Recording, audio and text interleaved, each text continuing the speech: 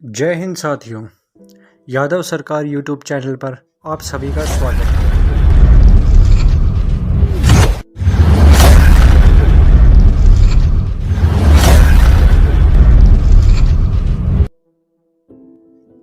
आप सभी को सावन मास के पहले सोमवार की हार्दिक शुभकामनाएं। साथियों, सावन मास के प्रथम सोमवार पर विशेष आप लोगों के लिए बाबा बैजू यादव के बैजनाथ धाम का इतिहास हम आपको बताएंगे। भगवान शिव के परम भक्त रावण और बाबा बैजनाथ की कहानी बड़ी निराली है। पौराणिक कथा के अनुसार दशानन रावण भगवान शंकर को प्रसन्न करने के लिए हिमालय पर तप कर रहे थे। वो एक एक करके अपने सिर काटकर शिवलिंग पर चढ़ा रहे थे। 9 सिर चढ़ाने के बाद जब रावण 10वां सिर काटने लगे तो भोलेनाथ ने प्रसन्न होकर उन्हें दर्शन दिए और उनसे वर मांगने को कहा। तब रावण ने कामना लिंग को ही लंका ले जाने का वरदान मांग लिया। रावण के पास सोने की लंका के अलावा तीनों लोकों में शासन करने की शक्ति तो थी ही, साथ ही उसने कई देवता, यक्ष और गंधर्वों को कैद करके भी लंका में रखा हुआ था। इस वजह से रावण ने ये इच्छा जताई कि भगवान शिव कैलाश को छोड़ लंका में रहें। महादेव ने उसकी इस मनोकामना को पूरा तो किया, पर साथ ही एक शर्त भी रखी। उन्होंने कहा कि अगर तुमने शिवलिंग को रास्ते में कहीं भी रखा तो मैं फिर वहीं रह जाऊंगा और नहीं उठूंगा। रावण ने शर्त मान ली।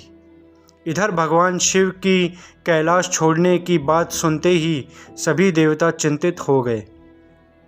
इस समस्या के समाधान के लिए सभी भगवान विष्णु के पास गए। तब श्री हरि ने लीला रची। भगवान विष्णु ने वरुण देव को आचमन के जरिए रावण के पेट में घुसने को कहा। इसलिए जब रावण आचमन करके शिवलिंग को लेकर श्रीलंका की ओर चला तो देवघर के पास उसे लघु शंका लगी। ऐसे में रावण एक बैजू नाम के अहीर को शिवलिंग देकर लघु शंका करने चला गया। कहते हैं उस बैजू ग्वाले के रूप में भगवान विष्णु थे। इस वजह से भी यह तीर्थ स्थान बैजनाथ धाम से विख्यात है। पौराणिक ग्रंथों के मुताबिक रावण कई घंटों तक लघु शंका करता रहा, जो आज भी एक तालाब के रूप में देवघर में है।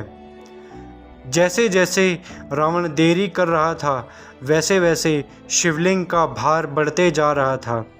इधर तंग आकर बैजू अहीर ने शिवलिंग धरती पर रखकर स्थापित कर दिया। जब रावण लौटकर आया तो लाख कोशिश के बाद भी शिवलिंग को उठा नहीं पाया। तब उसे भी भगवान की यह लीला समझ में आ गई और वह क्रोधित हो शिवलिंग पर 4 लात मारकर अपना अंगूठा गड़ाकर चला गया। वहाँ छुपकर बैजू यह सब देख रहा था।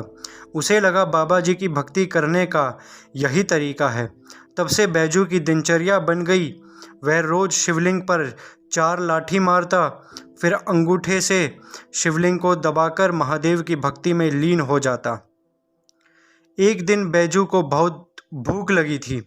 जब वह घर जाकर जैसे ही अन्न मुंह में डाला, बैजू को याद आया कि आज तो भोले बाबा की भक्ति नहीं की।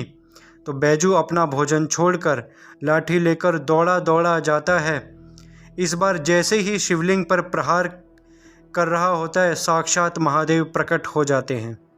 महादेव बोलते हैं, बैजू मैं तुम्हारी भक्ति से बहुत प्रसन्न हुआ हूँ। बैजू महादेव को देखकर उनके चरणों में गिर जाते हैं और बोलते हैं, महादेव मैंने रावण को देखा था, ऐसा करते तो मुझे लगा कि आपकी भक्ति करने का यही माध्यम है। महादेव बैजू को उठाकर अपने गले लगाते हैं और कहते हैं कि तुमने दिल से मेरी भक्ति करी है।